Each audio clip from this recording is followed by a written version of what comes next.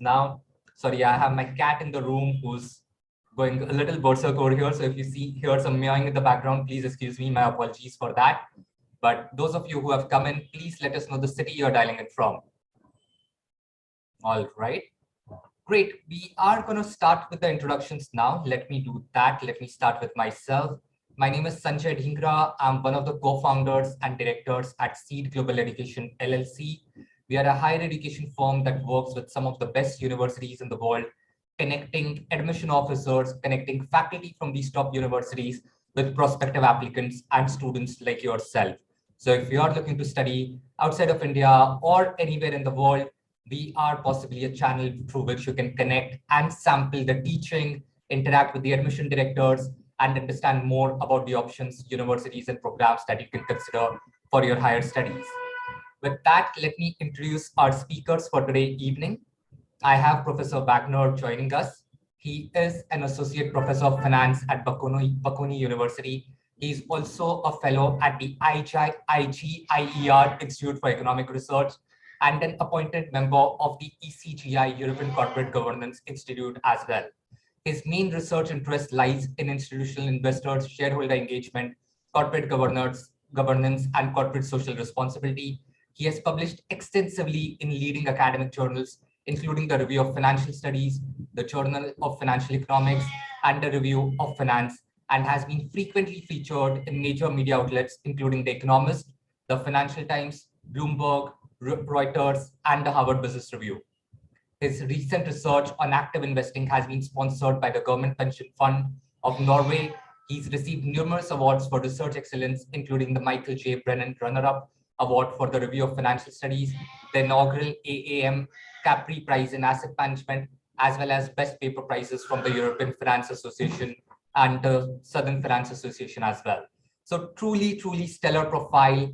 He received his PhD in finance from Ludwig Maximilians University in Munich in 2005, and he has taught at Bocconi, Rotterdam School of Management, the SED Business School at Oxford University, and the Duisburg School of Finance as well. So really stellar profile over here, Professor Wagner. A pleasure to be hosting you. Just to the audience, once we finish the presentation with Professor Wagner, we are also going to hear from Veronica Sulu, who is an admissions officer at Bocconi University. She's going to tell us a little more about the programs that Bocconi offers, and we'll discuss some questions and take questions for both of them eventually. Before I hand over the session to Professor Wagner, I do want to run our first poll for the evening. Now we have sufficient audience base who's joined. So I quickly want to run the first poll for the evening, which you would see go live on your screen right now. So if you are able to see the poll question, please do respond. Please let us know your preferred destination for higher studies. The options are Asia, Middle East, Europe, North America, or somewhere else. In Asia, I'm including India, Singapore, Hong Kong, China, all of these countries. Middle East, of course, you understand that as well. Europe, again, across the continental Europe. If you have any preferred destinations over there, please do select that. And if you have any preference in North America, United States, Canada, something like that, then do select North America as the option. So do let us know your preferred destination for higher studies. I'm going to keep this poll live for another 5 to 10 seconds. So please do respond. I have over 100 responses that have come in, but I do want to touch the 150 mark. Almost 50% of the audience should surely respond. So I'm going to wait till we touch the 150 mark. So please do respond. Let us know your preferred destination for higher studies.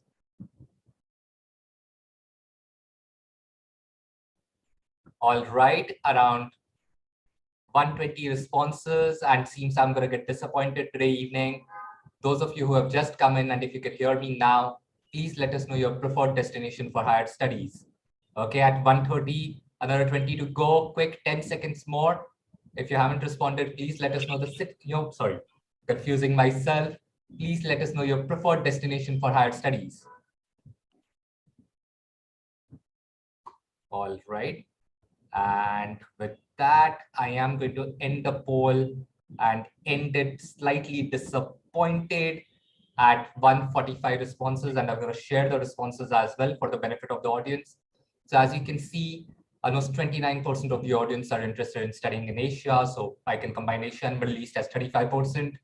Around 39% looking to study in Europe. So very dominant audience over here looking to study in Europe. And I think Bocconi is what drove you over here.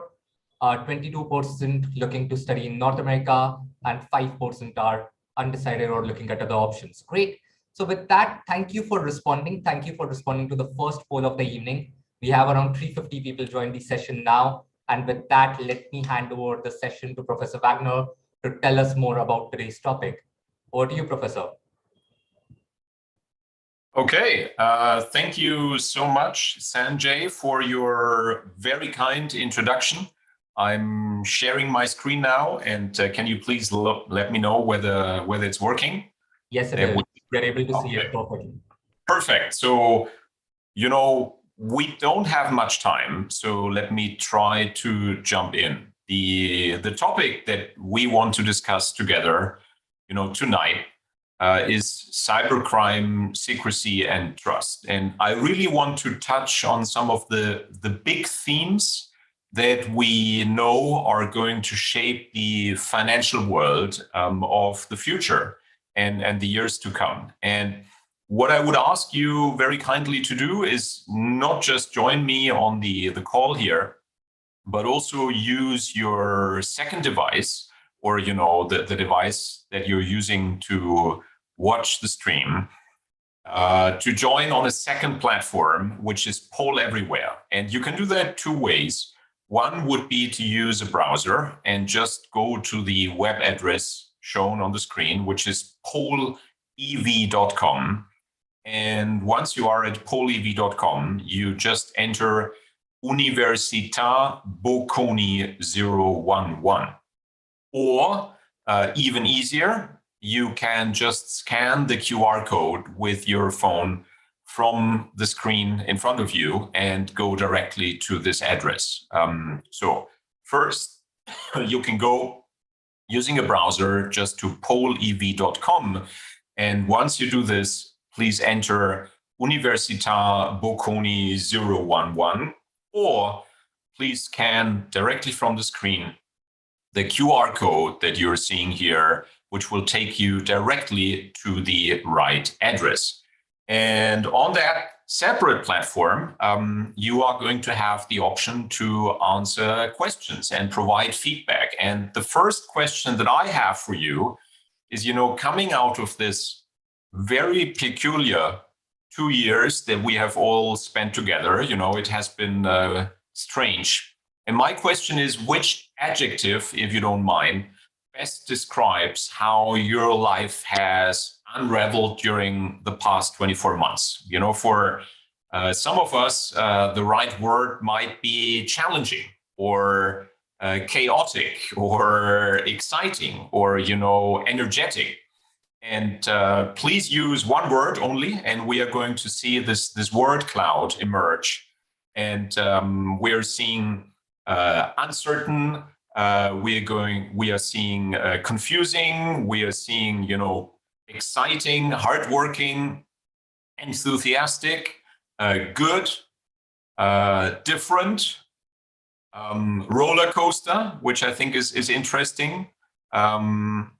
We are seeing beautiful, we are seeing insightful, we are seeing tiring, chaotic.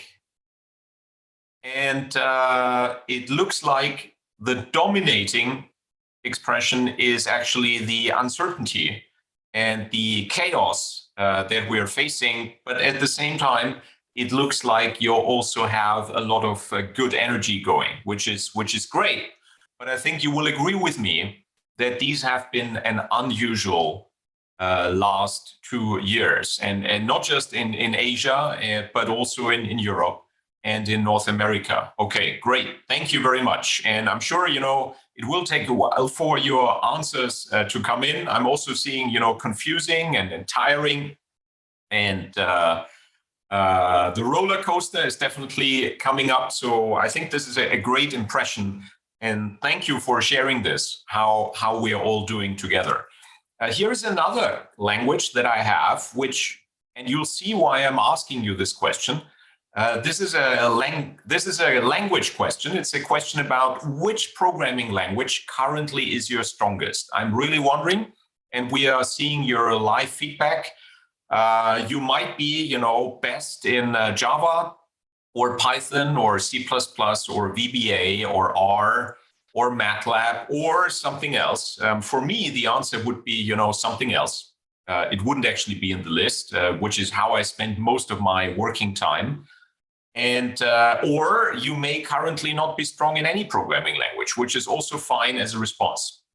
So the responses that we're seeing so far are either that you're saying, well, I'm actually not much of a coder just yet.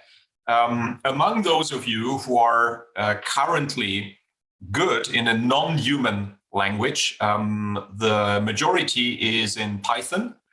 We see some Java programmers, which is nice. We see some C++ programmers, which is nice.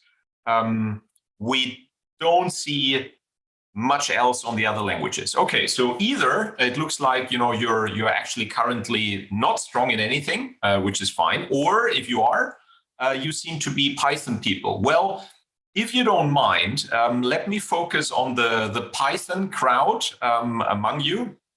And my question is, if you evaluate your current coding skills in Python on a scale of 1 to 10, how good are you?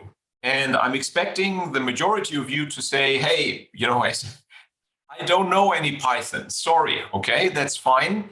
Or you may be a beginner, you've taken some courses, maybe, you're getting stronger, or at the very end of the spectrum, you're a 10 out of 10.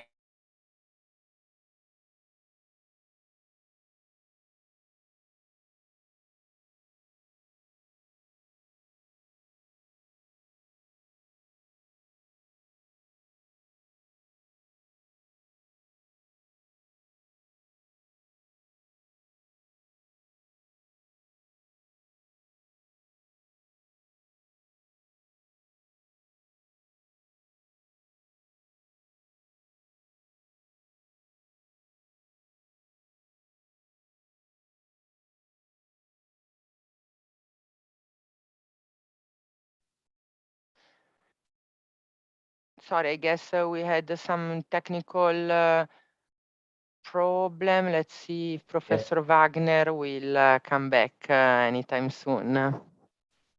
Okay, so just a minute. Let's wait for him. Let's give him a minute. Technology fails us all at some point or the other. So let's be generous about that. In the meanwhile, it's very interesting what we saw from the students' responses about the current times. I think everybody in the world is experiencing all those words that student suggested. Yep. I would take this opportunity to talk a little bit about Seed and my personal life. It's been a roller coaster, but exciting. We started the company just after the first wave of COVID in August 2020. And last 18-19 months have been challenging, but super exciting as well. So yeah, I'm sure for students, it's been very uncertain. Your colleges suddenly went online. The whole social interactions went for a toss, but I hope things are getting better. Things are surely improving. And if no further wave happens, then I think students would be glad to be coming back to classes. All right, so I do see some audience questions coming in as well. And Vivek, no, this session is not about programming or coding. This is about cybercrime, secrecy, and trust. But it does play out, your technology now plays an inherent role in every aspect of business. So right from marketing to finance to whatever you can think of. So we would, I think that's where the interesting thing is. Let's wait for Professor Wagner to come back, and he would surely talk about how programming and technology is playing a role in preventing cyber crimes and secrecy and building trust and everything. And we're seeing that across the world, right? There's so much, so many scams running. There's so much impact that is happening. So let's wait for him to come back. In the meanwhile, if you have questions, right, let me take this opportunity to do that. The questions for Professor Wagner, if you can start, he's just come back. His audio is yet to connect, but let's give him a second to do that. In the meanwhile, if you have questions for Professor Wagner, please start posting them in the Q&A box. And with that, he's back as well.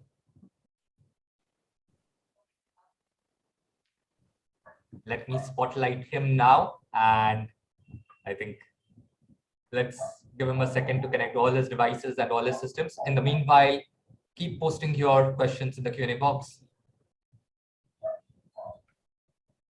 Okay, and I'm back. So it looks like I can share my screen again. Zoom just crashed. Sorry about that. Not sure what happened. We may have, okay, it looks like we have regained the possibility to actually answer and ask questions. So the question that I have for you, or had for you before I dropped off, and I hope that Zoom doesn't crash in 10 seconds again. What do you think is the average salary that somebody makes who graduates from our MSc in finance, which is really what my expertise is about, 3 years after which they graduate? And the answers that you have here, are it might be $50,000, it might be 75, 90, 100, 110, or 120. And if you've read our brochure, you will know that the correct answer actually is $120,000. So it's kind of good news. And our graduates are actually being really well paid. Okay, so the right answer is $120,000, which is a piece of information that we really, really like. Okay, now I have a final question for you, which is another finance question. And the finance question is, if you had to make a guess, because the people that we send to the job market and work in finance functions, if they're not working in Italy, they will typically go to London. And therefore, London for us is just a very important market. And in London, we are, of course, competing with all the UK schools. So the question is, who do you think places the largest total number of finance graduates in top investment banks in London? And of course, the reason why I'm asking this question is because the answer actually isn't London School of Economics. It's not Oxford. It's not Imperial. It's not London Business School. It's not Cambridge. It is actually Bocconi. Okay, so in a normal year, we actually send the largest number of people to work for JP Morgan and Goldman Sachs and investment banks like that. And interestingly, we do send more people there than all the UK institutions, despite the UK institutions being next door. So, if you find this interesting, which I hope you do, is you're actually maximizing your chances of working in the UK in the financial sector if you come to study in Italy. So we must be doing something really well. I think that's the conclusion. Okay, now with these questions out of the way, and I really appreciate your feedback, let me jump in. The issues that I want to discuss today are fourfold. The first issue is that it's important to understand, I believe, that cybercrime nowadays really is a first order question everywhere. And cybercrime for finance is, obviously a first order question. It interacts with, financial markets and financial institutions for a very simple reason. You may know this quote, which is a quote by Willie Sutton, who was a very famous bank robber in the UK. And, he was asked, why do you rob banks? Why are you doing it? And his response was, I rob banks because that's where the money is. And of course, that's true. And because financial institutions are where the money is, by definition, financial institutions interact most with cybercrime. And because of this, even if you're not interested in financial institutions in the first place, they serve as a really useful case study because there is so much criminal activity nowadays focused on those institutions. That's the first big point that I want to make. The second big point that I want to make is that today there are new types of crime and a new level of sophistication and a completely unprecedented scale, which is completely global, that makes cybercrime a top concern, not just for financial firms, but for non-financial firms. So surveys of CEOs typically find that, cybercrime is the top or one of the top concerns regarding bad possible outcomes for companies around the world. So it's not something that we can ignore, okay? The third point, the big picture point that I want to make is that hacking and data breaches have become so commonplace that they are really changing what you can consider as being secret today, okay? So if your business model as a firm is based on secrecy, it's just very bad news, because the default seems to be that it's becoming very, very hard to do anything in secret and to have, secret data that not eventually is going to make it into the public domain through criminal activity, okay? And the fourth big point that I want to make, and this is why I'm asking you about programming languages, is that in finance, literally all the problems and all the solutions revolve around the use of cutting-edge technology, and therefore they are very, very closely related to computer science, okay? So what I want to do to illustrate those issues that I believe are, first order important for everyone in this call and, in society at large, I want to use a couple of stories to illustrate what I'm really after. The first story, my first example, is the great Bangladesh central bank robbery. If this is a story that you've read about, you already know that it's absolutely mind-boggling and fascinating. If you've never heard the story, let me tell it to you for the first time. So a couple of years ago, hackers focused on SWIFT. SWIFT is an institution that is based in Belgium, a European country, and it's an abbreviation for the Society for Worldwide Interbank Financial Telecommunication. It's basically, if you want to think what it actually is, you can think about it as the plumbing of the global banking system, okay? And SWIFT has roughly 11,000 users worldwide, and every day it processes messages, and just messages after messages, give or take 25 million per day. So you can think about this like a text message, or a WhatsApp message platform, but the messages really mean money transfers, okay? So this is the global amount of money that flows around. And in 2016, a group of hackers gained access to the credentials for the SWIFT system of the Bangladesh central bank. And they used those credentials, which they had obtained in a series of spear phishing attacks, as we call them. They used them to make money transfer requests from the New York Fed to other accounts. So the hackers, were very sophisticated. They knew that most of the foreign currency reserves of Bangladesh are actually in a big single bank account that sits in New York and is being operated for Bangladesh by the New York Fed. And the hackers essentially made transfers of money. They made, transfers, one big transfer into the Philippines to what's called the Rizal Commercial Banking Corporation. That was a transfer of $81 million. They made another transfer to an institution in Sri Lanka that was called the Shalika Foundation. Okay, this is what showed up on the computer screen. And, other Asian countries, another 20 million. And it was literally only the fact that they misspelled foundation here, okay?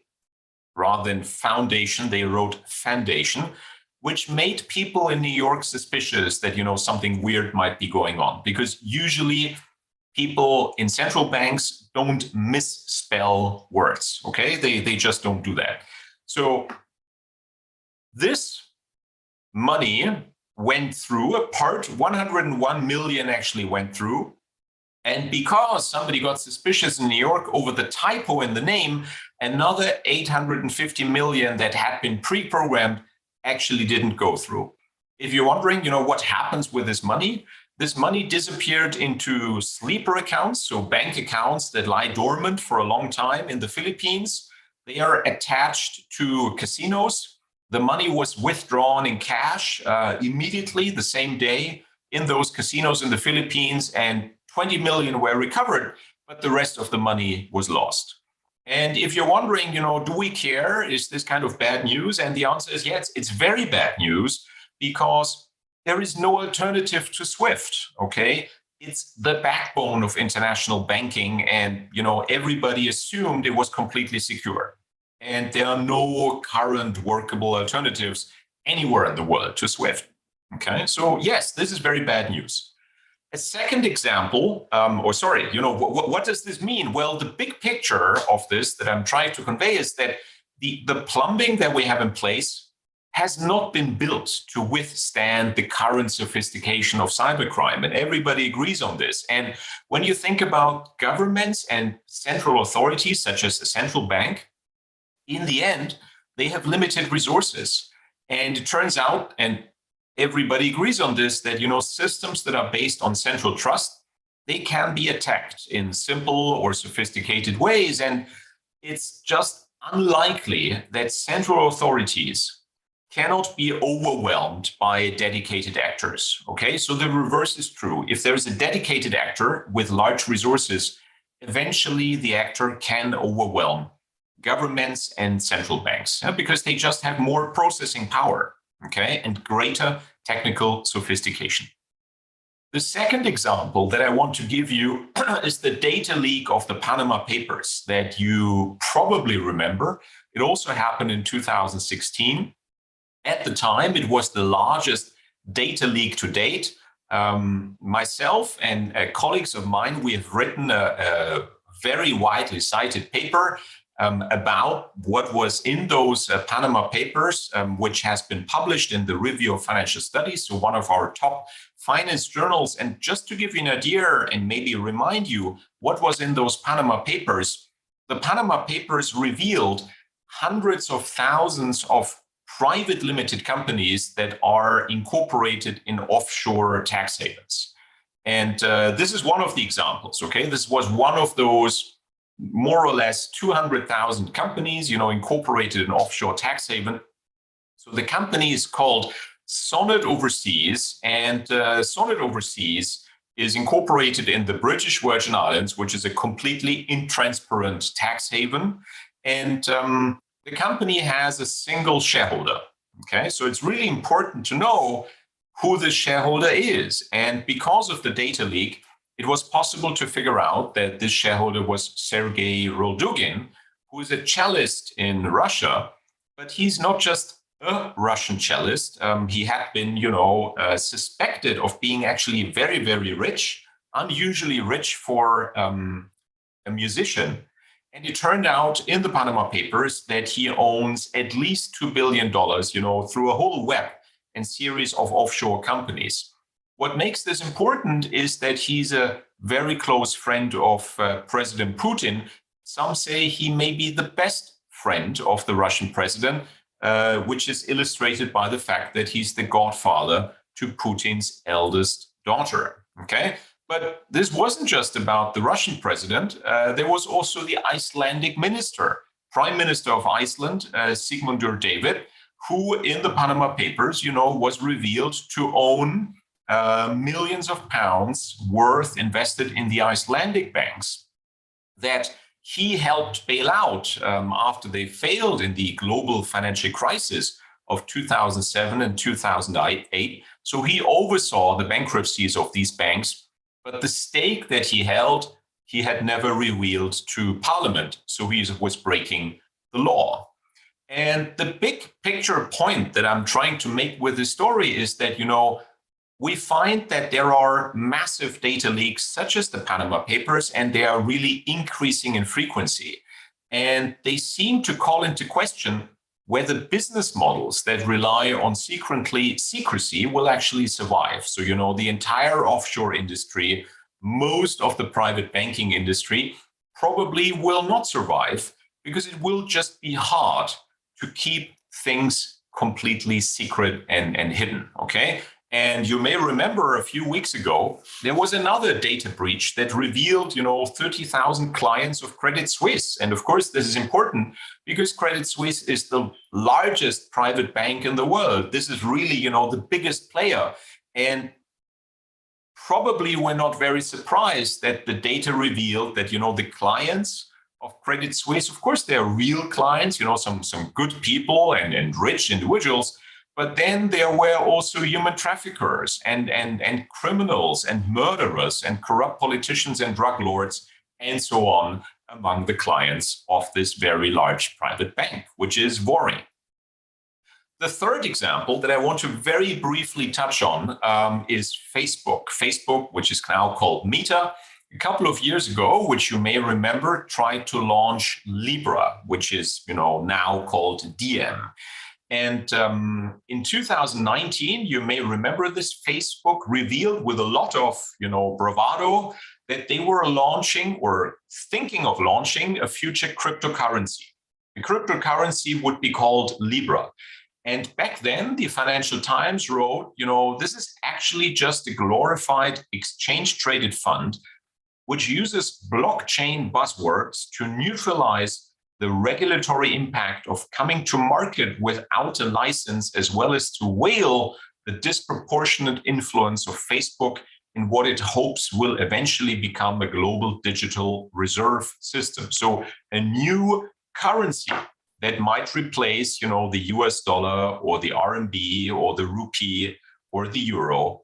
And just to think about the technical details here, this was planned as a stable coin.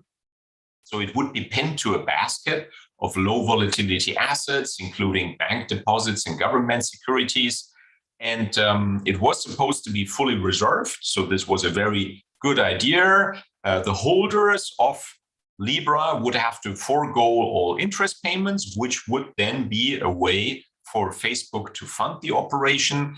And it would be controlled by the Libra Association, which is, a big association of hundreds of players. But everybody understood, this really means that this is money, that this is being controlled by Facebook. And it would be a permissioned blockchain rather than a public blockchain like Bitcoin. And if you remember what happened, so this got tremendous attention and there was an enormous backlash against the product. And, February this year, the Diem Association, which had been renamed, shut the whole thing down. They sold whatever had remained, and the FT, wrote to kind of summarize the whole failure. Everything that could have made Meta's digital currency project a success explains why it was doomed to fail. What is strange is that Meta did not foresee this. And, so yes, this was a failure, and we are not going to, it looks like, pay with money that Facebook has issued. But of course, if you think about, is this going to be the last serious attempt by a major global company to build a massive stablecoin that is going to be used around the world? Of course not, right? Somebody will try again, and eventually, I think somebody will succeed, okay? So when you think about cryptocurrencies and, the conclusions of the 10 years that we have experienced cryptocurrencies, on the one hand, there is very good news and there is very bad news. The very good news is that we have realized that the underlying technology regarding cryptocurrencies is actually very good. There could have been really massive faults in the concepts, and these faults so far have not really emerged, okay? We have seen that the development of cryptocurrencies has been really chaotic, and there have been lots of scams, there have been bubbles and problems about forks and really massive fraud. And what is kind of disappointing is that the real world adoption of cryptocurrencies is underwhelming, I would say, okay? So a blockchain analysis shows that people do use cryptocurrencies, but they use them mostly for speculation. And in the real world, most people don't actually use crypto at all. So very few people in the world, if this is a good test, buy coffee, in the morning with crypto, and very few people buy clothes with crypto, and very few people buy houses with cryptocurrencies. But The reason for that is, it's very difficult to beat a central bank and be more efficient than a central bank, okay? It's just tough. But on the other hand, everybody agrees, sorry for moving too fast here, everybody agrees that the blockchain is probably as important as the invention of the internet, okay? So the big picture is that, distributed ledgers and blockchains partially overcome the dilemma of lack of trust that we see increasingly in centralized authorities, but they create new issues. And one problem is that these new systems, which we call trustless in economics, seem to lack precisely the trust that they're supposed to replace. And, Bitcoin and Meta, they are not on track right now to plausibly replace any central bank, okay? But on the other hand, as I was saying before, most experts agree that the blockchain is a really powerful methodology and really probably will change our life forever going forward, okay? So what conclusions can we draw from my little stories here? And the conclusions that I would like you to draw is, for your skills and for your jobs, is that technology is really driving radical change in finance. And the big themes are artificial intelligence and blockchain technology and cloud computing and increasingly open source code, which means we don't really know how finance will look like in the future, okay? And if I simplify a little bit, we see that finance firms are hiring computer scientists, and we also see computing firms that are hiring finance people. And we really don't know who will win in this battle of the titans, okay? But one thing I feel is safe to predict, which is computer science and digital technology is shaping the financial industry. And because of that, I want to give you practical advice and try to answer this question. Is it worthwhile for me to be able to gain medium-level coding skills? And I think the answer is completely clear. The answer is yes, because this matters everywhere. This matters in consulting, it matters in government, it matters in retail, but in finance, it matters actually even more. And in finance, just to illustrate, what are programming languages that come up? A whole list of programming languages that comes up for people that work in the financial industry. And if you're just getting started, my suggestion would be, go to one of these 3 online providers, go to Treehouse, go to Udacity, go to Code Academy, and probably you should start working on Python, just because it's very easy and it's enormously in demand around the world in finance and outside finance. Now, the question that I have for you, if you want to humor me one more time using the web address that I gave you before, my question would be, might today's class, influence you to work more on your coding skills? And let's see, what responses we get. Let me give you a few seconds. I'm sure many of you have by now closed the website, which is completely fine. But let me give you a moment to reply. I think we are seeing the response that I would have expected to see. All of you who are responding are saying, probably yes, I want to work more on my coding skills, which I think is great news. That is exactly what I wanted to achieve, okay? And if you're looking for, a homework assignment, so here is your homework assignment for April, which is, slightly tongue-in-cheek, but I mean it seriously, okay? This is an assignment, how to do and how to build an algorithmic trading strategy in less than 100 lines of Python code. Here is a web address from O'Reilly, that shows you how to do this. It implements an algorithmic trading strategy, which is, what very sophisticated hedge funds around the world are doing.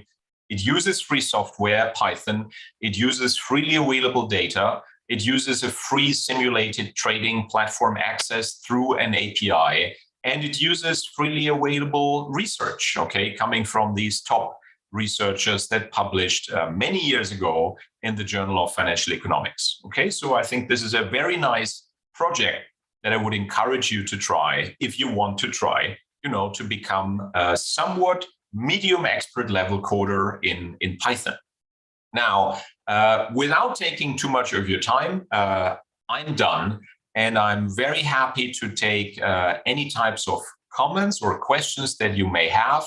Using that same platform, you can now enter any questions that you may have, and you should also be able to upvote other people's questions. So as soon as we see any responses, you should be able to comment saying, oh yeah, that is also a question that I have, and I would like to share that question, okay? And just to make sure, let me jump back, because maybe now you're unsure about the link. Let me just quickly jump back to the very beginning of where we're showing that link. So the link is available at polev.com. And once you go to polev.com, just enter Università Bocconi 011, or if you want to do that once more, just scan the QR code with your phone, and we should be able to see your questions showing up live here. Okay, let me just get there and see what questions may be coming in. Professor Wagner, we also had some questions come in the Q&A box. So can we take some from there as well? Awesome. So let me moderate those questions while the audience posts the questions to the PoleEV link. Let me take the questions from the Q&A window and just post them to you. So this first question came from Ishan, and 2 people have voted this. The question was about what are your thoughts on shareholder activism, and do you think there could be something like shareholder overreach? Okay. I'm working on shareholder activism as an academic. I believe shareholder activism is, if you don't like shareholder activism, the bad news is that it's a very effective technique for getting companies to listen to what people want them to do. And from a purely academic point of view, so I don't have any horse in any fight. This is not, money that I'm making or not making. The evidence overall around the world, inside the US, outside the US, is very clear. Shareholder activism is actually creating value. So the good news is that this seems to be overall, not in all cases, obviously, but in aggregate, this seems to be a really valuable activity that activists are unleashing for shareholders. So I think this is very good news. Awesome, great to hear that. Professor, I have this question from Naman Shah, who's asking about the future of the international banking systems, considering that they're still using stopgap safeguards instead of having separate systems to firewall or stonewall the relationship between them, and these are prone to human error. So what do you think is the future of the international banking systems? I think it's a very good question to which we simply don't have an answer. Okay, I think the most extreme possible answer on the one hand could be that, which is perfectly possible. I think nobody's ruling this out. Banks as organizations are just going to disappear within 20 years. That's perfectly possible if, let's say Google and Amazon and so on decide that they want to become financial players. On the other end of the spectrum, the conclusion might be, the world in 20 years will look like it does now, except that most of the jobs that exist today in the financial industry will have changed beyond recognition. Because, artificial intelligence and big data are just going to completely change how these companies do business. I think in the end, if you don't mind, the question really is, is it easier for financial players to become computer specialists, or is it easier for computing firms to become financial specialists? I think it's a really exciting question, and we don't know the answer. I'm suspecting that the financial firms want to figure out ways to survive. And I think they will be successful in doing that. That's my own prediction. That's very interesting. And in India, I'm guessing you do follow the Indian markets as well. There's such a huge disruption happening in banking. There are these fintech platforms which are collaborating with banks, traditional banks, and building their services about that. And they are becoming the face of banking today. So very, very interesting space. A lot of exciting things happening across the world. Great. Thanks, Naman. Thanks for the question.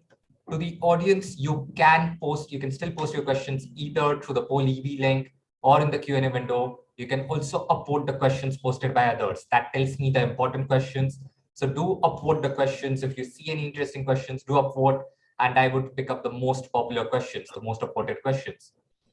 Let me take this question from Shaurya, where he's talking about the Indian government coming up with their own cryptocurrency. There have been talks about the Reserve Bank of India launching a cryptocurrency or a digital rupee as such. And if you have been following that news, then any opinion, any thoughts around that? Would that be able to build trust in the currency? Would the RBI, the Reserve Bank of India, be able to gain trust in the digital currency or not? I think it's a great question.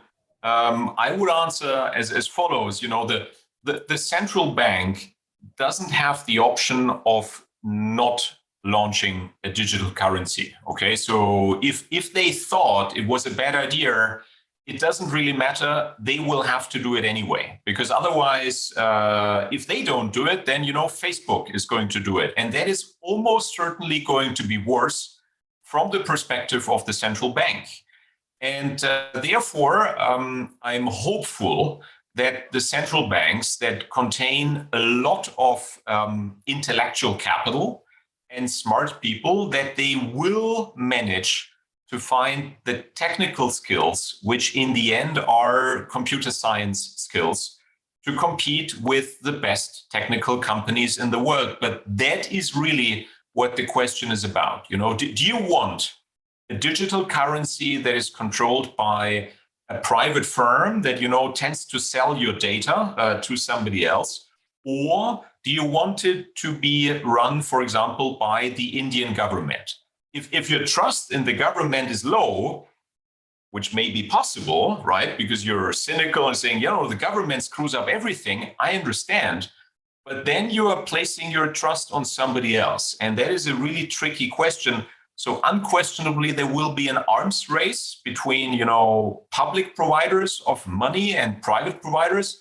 And I'm kind of hopeful, that the government will get its act together. But let's see. I think this is really interesting. That's actually a great perspective. Even I hadn't thought about it from that viewpoint, that it is possibly mandatory or you're really required for central banks to have their own digital currency. If they don't, then someone else is going to occupy that space. And it's going to be very difficult for the governments to control it after that. That's right. Great. So this question has come in from Noor Tahira, who's asking about what would you suggest to freshers looking to build a career in the domain of finance, especially in domains of digital currency, cybercrime, secrecy, and any particular books that you would recommend the audience to read?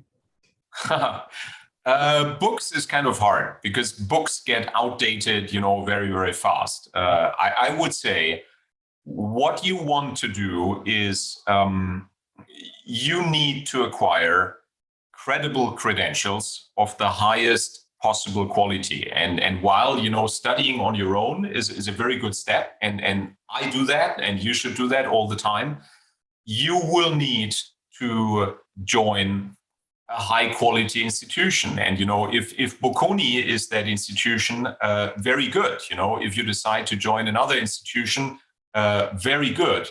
What I think is really important is that you're looking for a mix of very strong quantitative skills. And those quantitative skills must be centered not only on finance, but increasingly on computer science.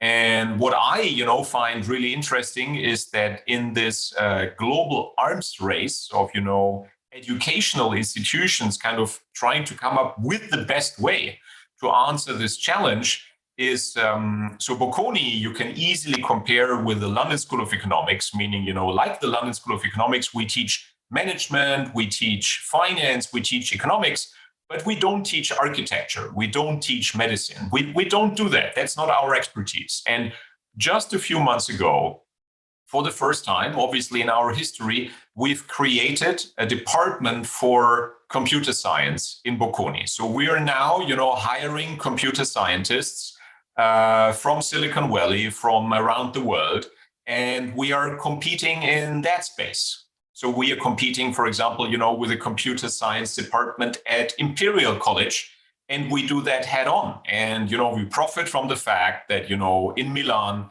Amazon is in town, and Microsoft is in town, and Google is in town, and Apple is in town. So it's a really different world from one where, you would have bankers and the bankers are old school. No, the bankers also need to be able to understand cryptocurrencies. And I think if you're edging into a finance education, to me, it's very clear. You need to have very good quantitative skills and statistics and math and so on. But, if you don't like it, sorry to tell you, you also need to be a computer scientist at the same time. That's a very interesting perspective. And since we are talking about courses, right, let me bring in Veronica as well into this conversation now. We will continue. So I know there are a lot of questions pending for Professor Wagner. He's kindly agreed to stay back for another 5-10 minutes. In the meanwhile, let me bring in Veronica Sulu, who is an admission officer who is in international recruitment at Bocconi, to tell us more about the programs at Bocconi, and we will continue this Q&A. So let me also add her, just give me a minute. Let me add her to the spotlight. So we are able to see Veronica now. Veronica, I remember in your presentation, you have a very interesting slide about the programs at Bocconi. And if we can start with that and talk about the various options that Bocconi offers for its master's programs, it would be great. Definitely. Thank you very much, Sanjay. Of course, as Professor Wagner mentioned, Bocconi has a very deep knowledge and recognition in the finance area. So in particular, the Master of Science in Finance is ranked number 6 in the world by the Financial Times. And we are now number, I think, among the best 5 in Europe for the QS for accounting and finance. So for that, also, if I can add one more information, London is still a very hot spot for our graduates. So despite what is happening, the Brexit, Europe, despite us being an Italian university in Milano, Italy, for that specific sector, London and Frankfurt are very important spots for our graduates to find jobs. The fun fact is actually that the majority of our graduates have to take a day off from work to come for graduation day, because kind of 96% of our students have a full-time job by the graduation. So this is a good news. Take into consideration that our Master of Science programs are 2-year programs, very typical in continental Europe. In a way, this is a bit of a longer experience compared to 1-year master. Consider that in the 2 years, you have plenty of double degrees and exchange opportunities. This is your last time to be a student, to go abroad and experience another culture. In Europe, it's very easy. Also, we have plenty of partners among prestigious business schools all over Europe, but not only, also in the US, in the Middle East, in Asia, and so on. Besides finance and accounting, financial management, and control that are very much related to the topics we are delivering today, I would like to mention the International Management Program, which is ranked 16 in the world by the Financial Times, very prestigious. You probably know the CHEMS, the Community of European Management Schools, that includes all the famous business schools of Europe, London Business School, ESSEC, no, sorry, I should say ESAC, Stade, Bocconi, Copenhagen Business School, Rotterdam, Erasmus University, and so on. Again, we very much care about the international outlook of our students. Think that Bocconi started exchanging students with other universities in 1974. I wasn't even born yet, but and it was much earlier than the Erasmus program of the European Union was put in place. That was in the 80s. I would also like to mention the newest programs that are very much tied to what we have been talking about today.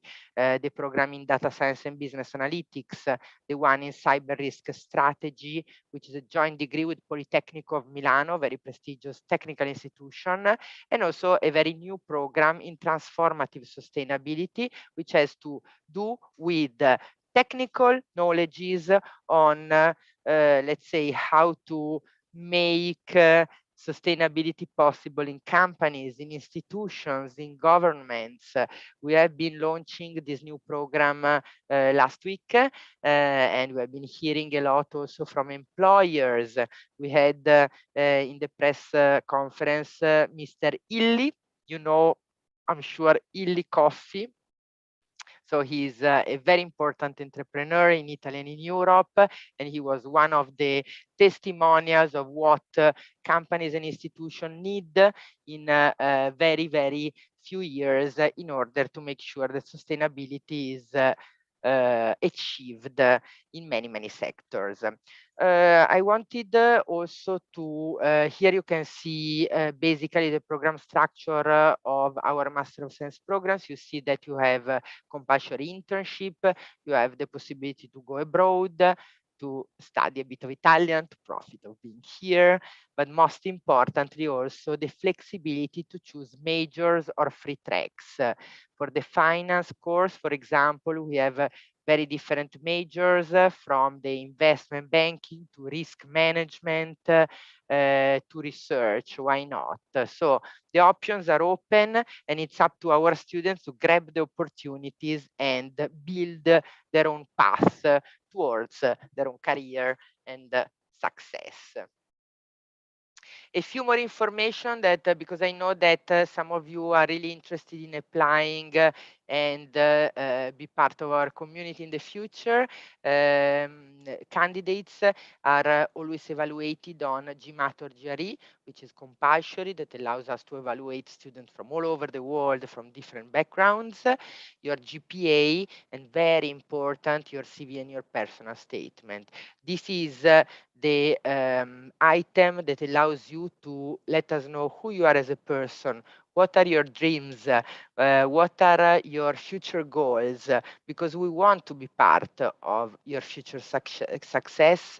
We want to help you achieve your final goals. So the more you are focused on what you want to do in your future or what type of job you want to get, the more we are ensured that the place we are gonna give you will be well profited of, and you will be a successful graduate and a successful professional. For the current year, in order to start our master programs in September 2022, there are 2 selection rounds still available in April, May. For the new program that we launched just 1 week ago, you see there is still time to apply.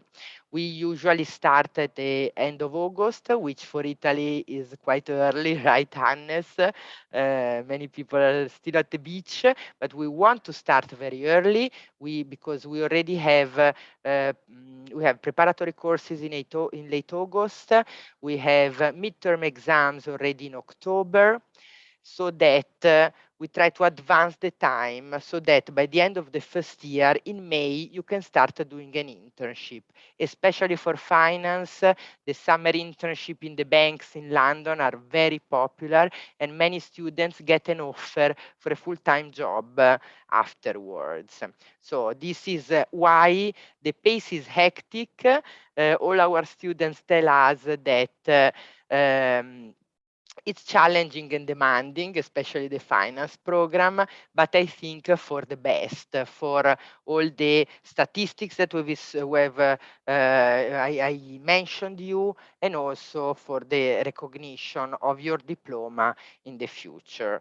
I don't want to take too much time, but just for you to know that at the moment, I think that in the past 2 years, Bocconi improved a lot all the financial aid and support to all students that are talented and deserve it.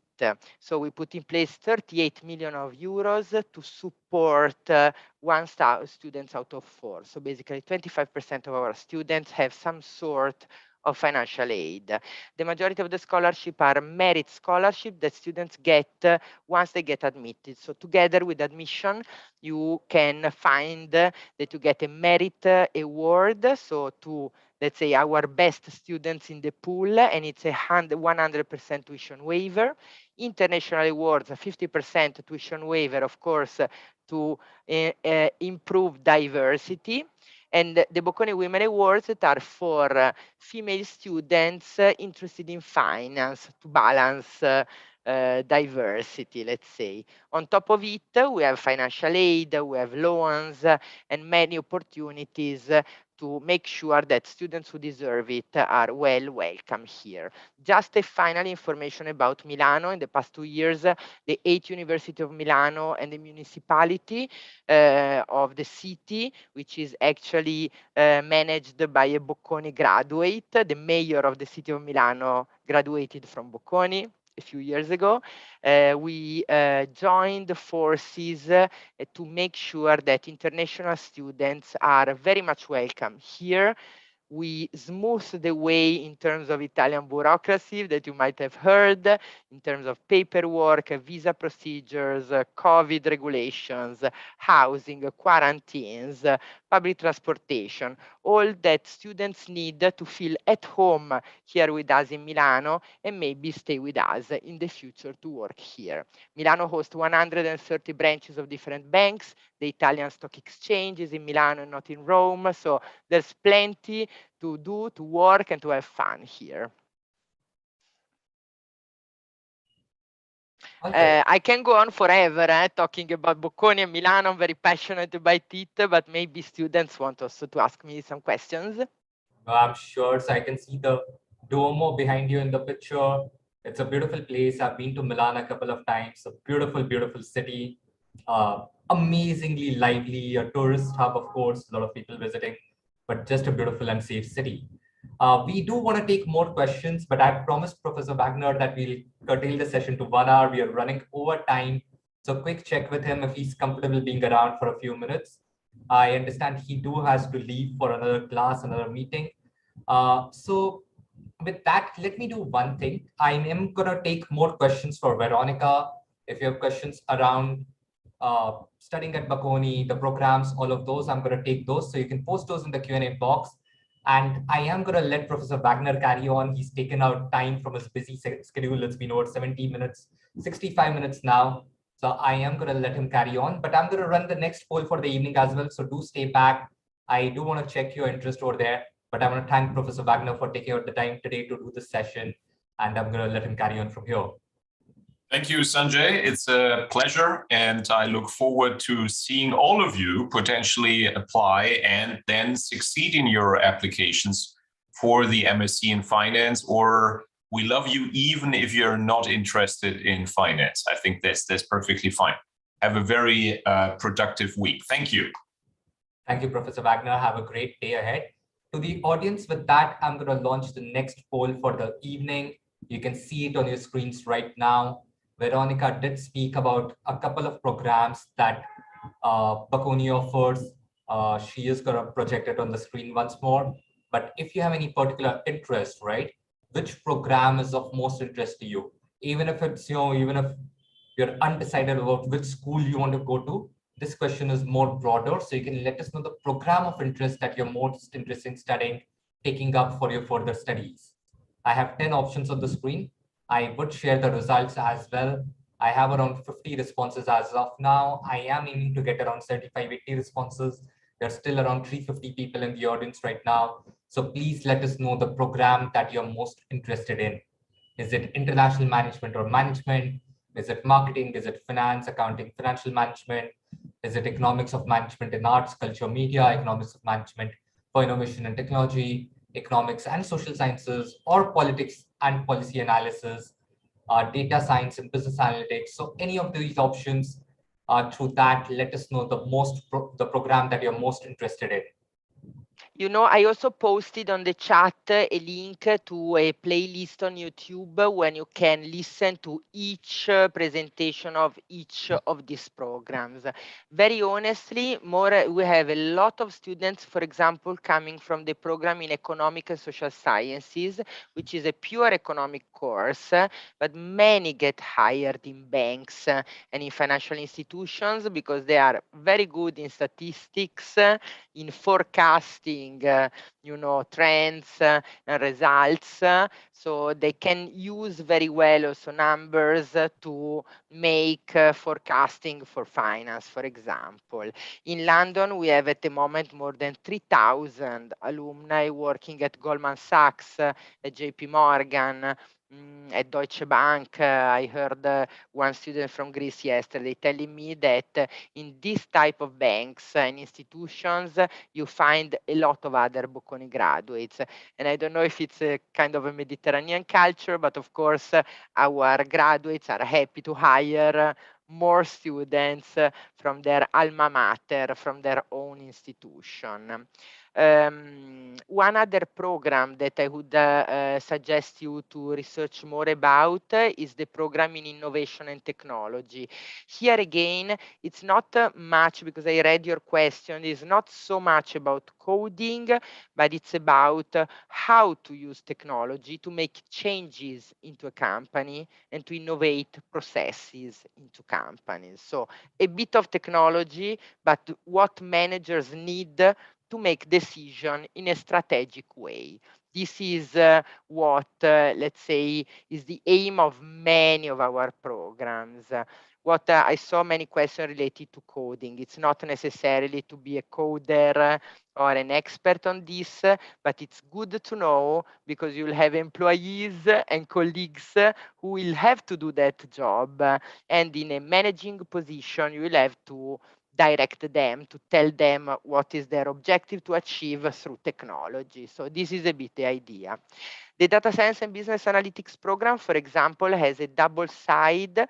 In a way, it's more related to really business, marketing, to analyzing all the data that every day goes through advertising and promotion online. But on the other hand, it's a very strong technical data science programs. A few days ago, we interviewed a graduate who is attending a PhD in computer science at MIT in Boston. Again, my suggestion is have a look at that. Don't think that Italy and Milano is your final destination. You can pass by Milano, go to US, go to UK, go to Dubai. The last webinar we did with Sanjay, we had a graduate in international management who is working at IBM first in London and then in Dubai. He's not a technician. He attended the international management course, but that is exactly what I was saying. He's a strategist using technology to run a company, to run an office, to do innovation, to make changes.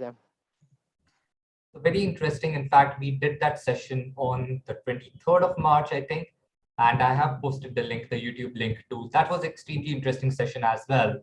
It was an eye-opener for me as well. Personally, I have been in the higher education space for the past decade, but it was an eye-opener for me as well to see the kind of opportunities that Bocconi grads could find. And again, very interesting to see so many of the alumni working in the UK, in London. Indians do have a preference to have a leaning towards being in the UK. It's been a traditional connect as such, and if Bocconi can be that pathway, I'm sure the school becomes an area of interest as well for a lot of other Indians as well. With that, let me end the poll. I was looking at 75 responses, but I have 119 responses. I'm quickly going to share the results as well. So the most popular program of interest that we could gauge also from the topic today, is finance, accounting, financial management, and control. We are talking about finance today overall. So a lot of people interested in that topic, followed by economics of management and arts, international management, marketing management, and so on and so forth. Fair chunk also looking at data science and business analytics, cyber risk strategy and governance, and some looking at transformation sustainability as well, transformative sustainability as well. Veronica, I did see that the next application deadline, there's a deadline in April, I think 21st of April, and then the next one is 26th of May. Is that correct? Yep, I remember. Exactly. We have some time. I posted, but I wanna post it again. Also, our email address for any question that you might have throughout the process. Actually, we still have also summer school application available. If you want to just have a taste of some of our programs. I'm posting here the website. We have summer school for university students, both in person here, but also online in case you don't want to have trouble traveling to Europe in this moment. We understand, so you can also attend our summer school online. Basically, you will choose one of our labs. There's also something in finance, investment banking. I'm just asking my colleague just next to me. And most importantly, you will sit an exam with credits that you can transfer, 6 credits that you can transfer back in your home university. Besides, of course, experiencing our programs, our teaching methods, and our environment, together with other hundreds of students from all over the world, as far as I know. Okay. So those of you in the audience who are not familiar with the concept of a summer school, it's basically a chance for you to go and study at your target university for a couple of months. The summer school runs for 45 days to 2 months. Is that correct, Veronica? It's a short, it's a 3-week. It's a 3-week. 3-week, but from the end of June to mid-July. Oh, perfect. So over a 3-week period, you can actually get a chance to go and study at Bocconi for 3 weeks, take up certain courses, learn from faculty like Professor Wagner, and also transfer those credits to your home university if those get allowed. Or in the future, if you're studying at Bocconi or related university, they can also use those credits to offset for some courses over there. Would that be correct, Veronica? Yes, if I can add one more point for any student who is a junior at his own university, we have a partnership also with some Indian universities to come for a semester here at Bocconi. You can see in the application rounds, we have a specific application for past and current exchange students. So even if you were an exchange student at Bocconi 2 years ago, you could apply, and exchange students with specific exams scores at Bocconi are waived GMAT or GRE. So this is a great opportunity. I would say this. So for the Bocconi's business school, the SDA Bocconi School of Management, ISB used to be one of the exchange partners way back. I'm not sure if it still is, but ISB, Indian School of Business, my alma mater, used to be an exchange partner. And I remember taking some courses with Bocconi students at ISB, an extremely brilliant crowd, very, very interesting conversations in the classroom. So really smart students over there. 21st April is the next application deadline, which is the 4th round. So hardly 9 days, 10 days to 9 days to that. And then the last application deadline is 26th of May. Exactly. Veronica, check on the scholarships. Are scholarships still available for people applying in 4th and 5th round? Definitely think that we have hundreds of scholarship, and every selection round we assign scholarship. But as you can imagine, not all the students who got a scholarship confirm, and so these scholarship are then assigned in the following round. This year in particular, because of what's happening around the world, we still have a lot of scholarship to assign in the last 2 rounds. So don't worry about that. And the nicest thing is that you receive a merit scholarship together with admission. So before, let's say, booking your flight to Milano, you already know that you will not have to pay all tuition fees here. So this is a great advantage. For need-based scholarship, you will apply in summertime and you get to know a bit later. So this is useful, for example, only to have maybe a discount or a discounted accommodation. All right, so very interesting. So scholarships still available for round 4 and round 5 applicants. Also, I see your tuition fees actually on the lower side compared to what I've seen at a lot of other universities in Europe, UK, and North America. So I think that's an advantage as well. We were discussing about all of these aspects with the Bocconi alumni in the previous session. The link to the YouTube video link to that is in the chat window. Veronica has also shared the contact email address for her team and also about the summer school program. There's a website link. So if you're looking for information on all of any of these topics, you can find them in the chat window right now. With that, we are over time and the session got extremely interesting. We saw over 500 people join at a particular time. I still see around 280 people in the audience. So this has been extremely interesting. Unfortunately, given the time limitations, we can't take more questions. We already 75 minutes and actually 15 minutes over the planned session time. So we can't take any more questions, but thank you to the audience and thank you to Veronica and of course, Professor Wagner for joining us in today's session. It was extremely insightful. I hope it stimulated to the audience and gave you a perspective on the opportunities which are there in the world of finance at the intersection of technology and other domains as well, and gave you information, insight, a chance to interact with one of the top universities in Europe and give you an opportunity to possibly firm up or think about the options where you want to pursue your further studies. So thank you for joining us today. Thank you to Veronica. Thank you to the audience for doing this. It's been a pleasure hosting all of you. Thank you, Sanjay. It's been a real pleasure for me to get in touch with you and with all these students. I really hope to see many of you here in Milano. Arrivederci. As I said, beautiful city. If you get a chance to go and study there, do take up that opportunity. I love it as a city. It's one of my favorite cities in the world. So thank you, Veronica. Have a great day. Ciao, ciao, everybody. Bye-bye.